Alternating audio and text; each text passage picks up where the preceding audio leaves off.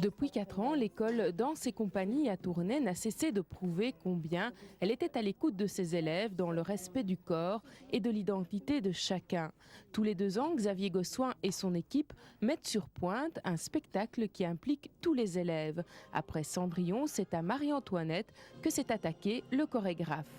Ça fait à peu près 6 ans que je pense à ce spectacle et j'y travaille concrètement depuis passé 2 ans. Alors il y a eu tout ce qui est travail de scénographie au départ parce que j'ai dû écrire un scénario spécial pour le spectacle, puis travail recherche et musique, et enfin travail chorégraphique, puis recherche des matières, des costumes, des formes. En fait c'est vraiment un travail global très très intéressant, très épuisant, et c'est une grosse entreprise, mais on est presque au bout là.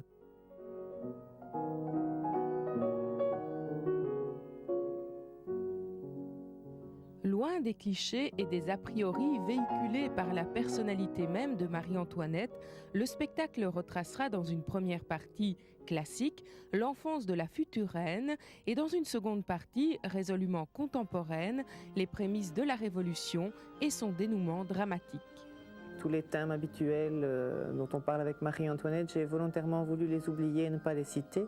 J'ai principalement travaillé sur la première partie de sa vie, donc de sa naissance à son sacrement de reine, et sur la fin de sa vie, donc au moment où elle était destituée, et toute la partie Révolution française. Moi, je pense que c'était une femme très sensible qui, lorsqu'elle est devenue reine, je veux dire, tout lui est tombé dessus sans qu'elle le veuille vraiment. Elle a été mise devant le fait accompli et ça a été certainement dur pour elle à supporter.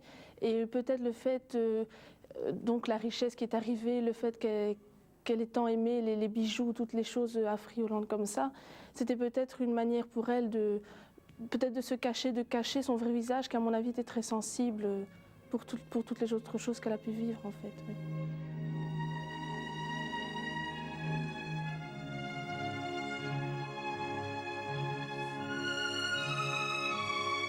Non content d'écrire le scénario, de choisir les musiques, de créer les chorégraphies, Xavier Gossuin a aussi tenu à ce que tous les costumes soient réalisés sur place et le résultat est extraordinaire. Il y a à peu près 800 costumes qui ont été faits ici, tous les décors ont été créés ici aussi, oui, tout vient d'ici. Ça veut dire aussi que le bénévolat n'est pas un vain mot ici? Oh là là, sans bénévolat, il n'y a pas de Marie-Antoinette, ça c'est clair.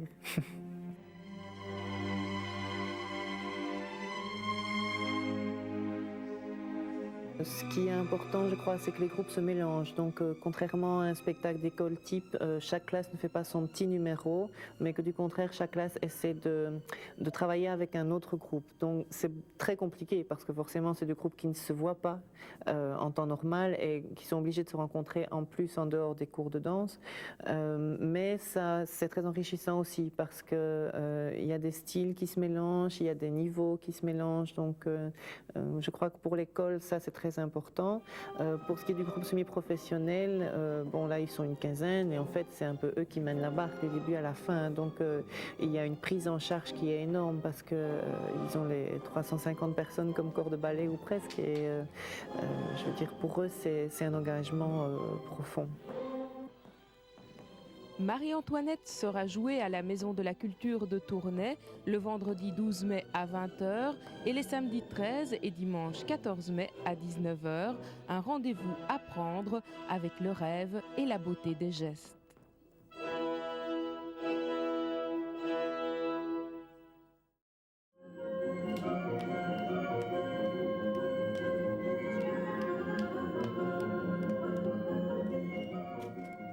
C'est clair qu'au départ, le personnage de Marie-Antoinette m'a intriguée de par ce côté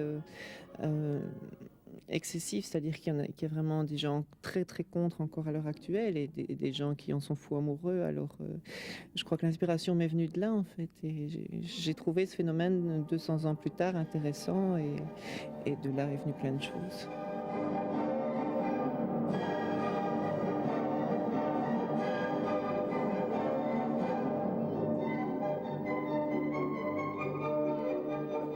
La préparation avec tous les professeurs du centre a été très longue parce que je leur ai fait lire des livres, je leur ai expliqué le scénario de A jusqu'à Z. J'ai vraiment essayé de leur faire comprendre quand intervenait leur groupe, pourquoi, quels étaient les sentiments qu'ils devaient passer, etc. Et je crois que toute cette préparation préalable avec tous les gens qui ont participé à ce spectacle a donné cette atmosphère et cette ambiance à Marie-Antoinette.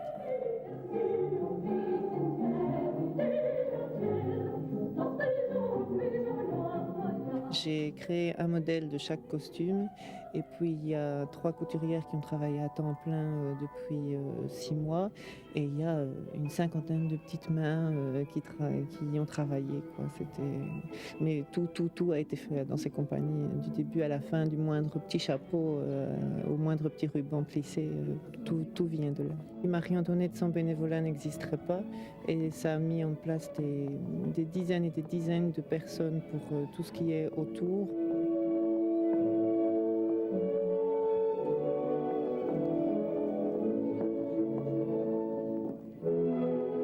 Dans un espace-temps imaginaire parce que pour moi c'est évident que c'est cette époque-là, mais traité différemment. Et je voulais aussi un peu montrer que le classique avait ses côtés un peu tape à l'œil entre guillemets et qu'on pouvait arriver avec le moderne d'explorer des sentiments et des émotions vieilles de 200 ans, tout ça avec des costumes beaucoup plus sobres et avec une sobriété générale en fait.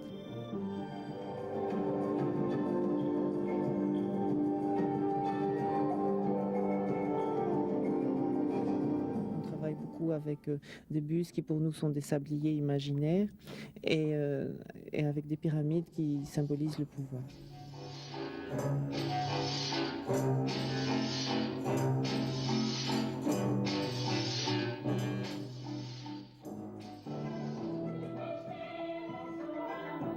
C'est son évolution et on la voit un peu, on voit un peu Marie-Antoinette de façon externe, c'est-à-dire qu'on reste très spectateur.